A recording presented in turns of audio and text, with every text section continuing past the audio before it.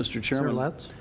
Senator Jungbauer was making a point of saying that a well-trained person is more trustworthy in these circumstances to act responsibly.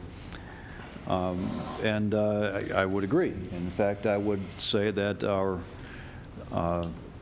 law enforcement, probably on average group, the most well-trained with regard to use of weapons, are in the best position to kind of judge the concerns relating to the human condition and the propensity to use weapons.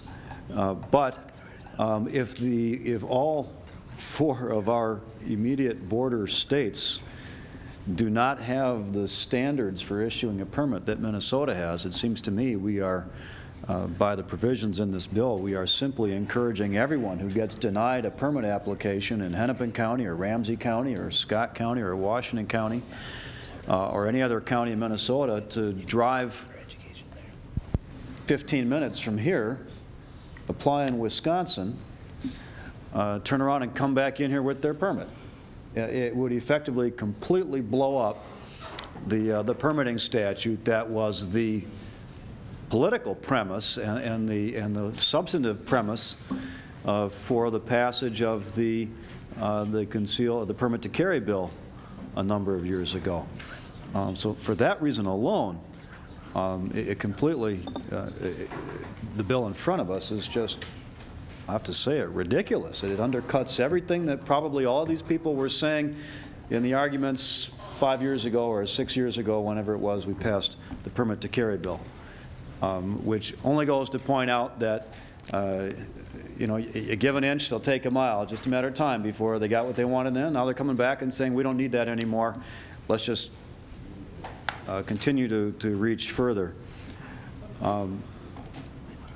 Mr. Chairman, some of the questions have been raised about the presumption to possess a reasonable belief that they felt threatened.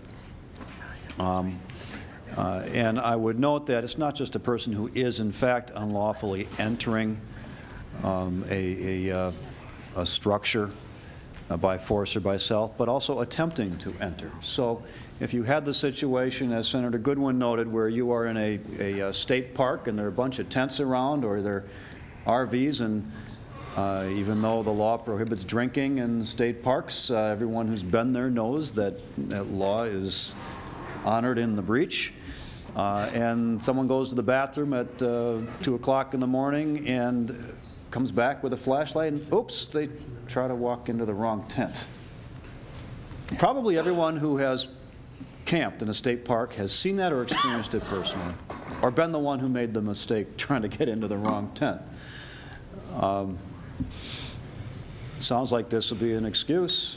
They were attempting to enter by stealth a dwelling as defined in this bill.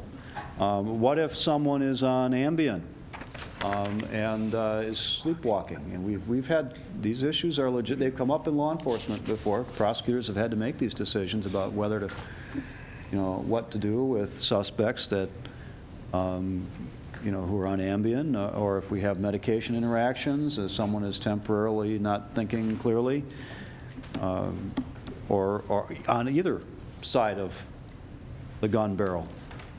This case, I think it does raise a lot of questions, in addition to heightening the risk and the circumstances that law enforcement officers have to deal with.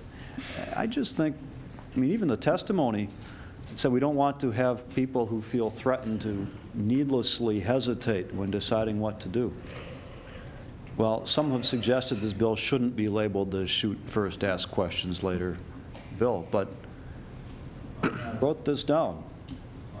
This would eliminate the questions of basically should I or shouldn't I before they pull the trigger. Let's get rid of the needless hesitation. Well, to me, that's a shoot first, think later proposition. I don't think a civilized society should be in that position. And forgive me, but I don't think the Second Amendment was intended for that.